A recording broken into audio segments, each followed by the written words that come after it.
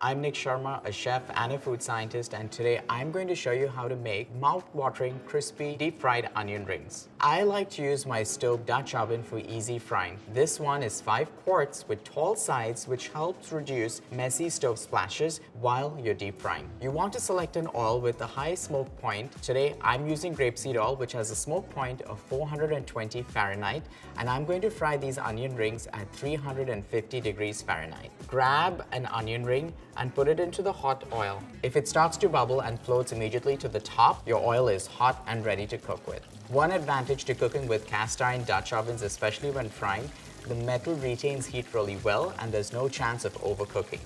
The onion rings are breaded with flour, turmeric, and a bunch of spices, including buttermilk, just to bring out their flavor and get a crispier crust. I'm seasoning these onion rings with a good sprinkle of za'atar. There's also sesame seeds in here. I'm going to take a bite of these crispy onion rings.